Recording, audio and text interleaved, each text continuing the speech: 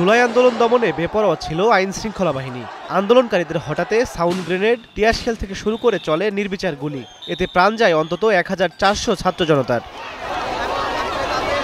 সেই গণজোয়ারে পতন হয় আওয়ামী লীগ সরকারের। দেশ ছেড়ে ভারতে চলে যেতে বাধ্য হন শেখ হাসিনা।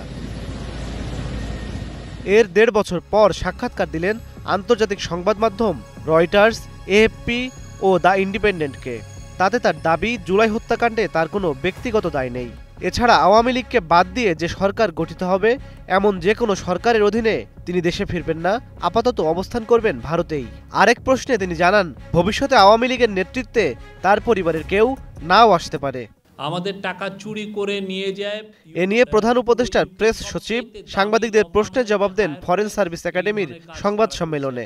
ইউএনের রিপোর্টেও এটা ইস্টাবলিশ যে এই একবিংশ শতাব্দীতে ওনার চেয়ে বড় তো খুনি বা হিউম্যান রাইটস ভায়োলেশন এরকম ভয়ানকভাবে কেউ করেন নাই। এটা আমরা বারবার বলছি এবং এটা ইউএনের যে রিপোর্ট সেটাকে সেই রিপোর্টে স্পষ্টভাবে এসছে। পরবর্তীতে আল জাজিরা তাদের ১ ঘন্টার একটা প্রোগ্রাম করেছে, সেখানে আসছে এবং বিবিসিতেও আসছে। ওখানে স্পষ্ট শোনা যাচ্ছে যে উনি খুন করার নির্দেশ দিচ্ছেন। তো যারা ওনাকে ইন্টারভিউ করছেন, আমাদের কাছে আমরা অবশ্যই মনে করি যে এই কনটেক্সটটা যেন কেউ ভুলে না যান। রয়টার্সকে দেয়া সাক্ষাৎকারে শেখ হাসিনা আওয়ামী লীগকে সুযোগ না দিলে ভোট বর্জনের কথা বলেছেন। সেক্ষেত্রে কোনো সমস্যা হতে পারে কিনা এমন প্রশ্নে শফিকুল আলম জানান, তারা তা মনে করছেন না। আমরা এটা এখনো দেখি নাই, বাট আওয়ামী লীগ তো নাই, আমরা তো কোথাও আওয়ামী লীগকে দেখি না। দুই একটা ঝটিকা মিছিল করেন এবং সেই অনুযায়ী কেউ কেউ হয়তো বা $2 পান, এই তো।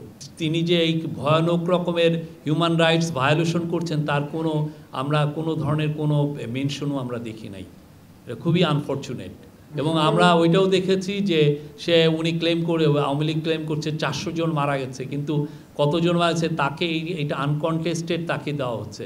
এদিকে জুলাই আগস্টের মানবতা বিরোধী অপরাধে শেখ হাসিনাকে প্রধান করে ট্রাইব্যুনালে চলা মামলার বিচার কাজ প্রায় শেষ পর্যায়ে।